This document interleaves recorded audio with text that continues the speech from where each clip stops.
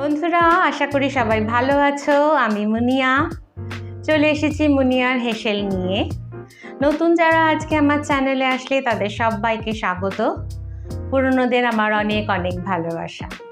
এইভাবেই সাথে থাকো। আজ মুনিয়ার হেসেলে আছে নারকোল দই চিংড়ি। চলো ঝটপট দেখে নিই কিভাবে বানাতে হবে। ফোড়নের জন্য নিয়েছি 2 কারি পাতা, নিয়েছি 1 চামচ কালো সর্ষে আর লঙ্কা, হাফ নারকোল নিয়েছি, কিছুটা সরিয়ে রাখবো, বাকিটা বেটে নেব। নিয়েছি 3 চামচ ঘরে পাতা দই,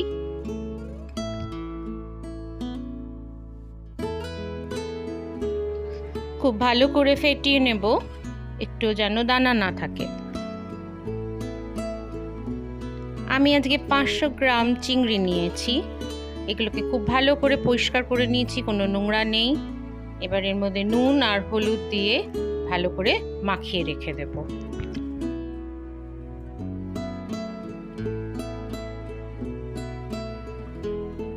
তিন 4 চামচ সরিয়ে রেখে বাকিটা নিয়ে নিয়েছি, সঙ্গে 1 চামচ মগজ, এটা পেস্ট করে নেব। ফ্রাইং প্যানে 2 চামচ সর্ষের তেল দিয়ে দিয়েছি এবং সব কটা চিংড়ি একসাথে দিয়ে নাড়তে থাকবো।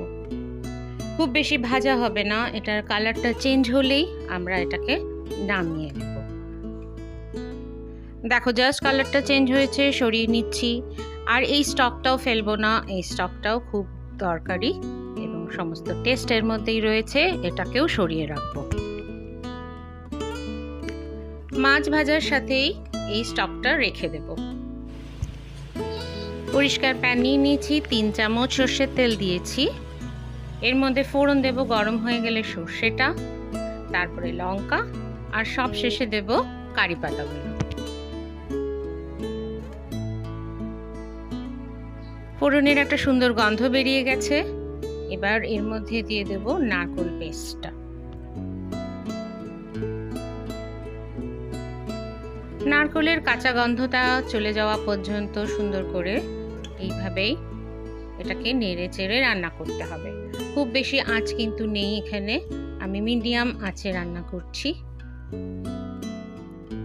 গন্ধটা চলে গেছে, এবার এর মধ্যে দিয়ে দেব ফ্যাটানো দই।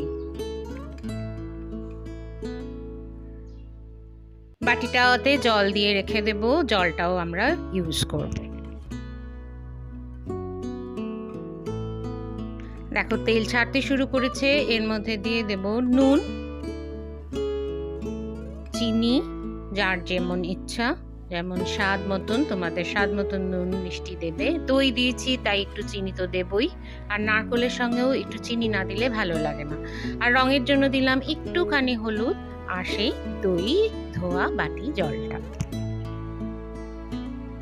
এবার এটাকে ফুটতে দেব, সুন্দর একটা রং এসেছে, ফুটে গেছে। এবার ওই স্টক আর মাছটা একসাথে দিয়ে ফোটাবো। দরকার হয় এই সময় একটু জল অ্যাড করো। গ্রেভিটাতে একটা মোলায়েম ভাব আনার জন্য আমি 1 চামচ আটা নিয়েছি আর তার মধ্যে 3 স্পুন জল দিয়ে সুন্দর করে ফেটিয়ে নিয়েছি। নিয়ে এটাকেও আমি ওই গ্রেভির মধ্যে দিয়ে দেব। এতে কি হবে, ক্রিমি একটা ভাব আসবে। দিয়ে দেব লঙ্কা, স্বাদ মতন, তোমাদের ইচ্ছা মতন লঙ্কা দিও, আর ফ্রেশ কারি পাতাও দেব আবার খানিকটা দিয়ে ভালো করে ফোটালেই আমাদের রান্না শেষ। ভালো লাগলে অবশ্যই লাইক দিও, কমেন্টস করো, শেয়ার করো এবং সাবস্ক্রাইব করে নিও।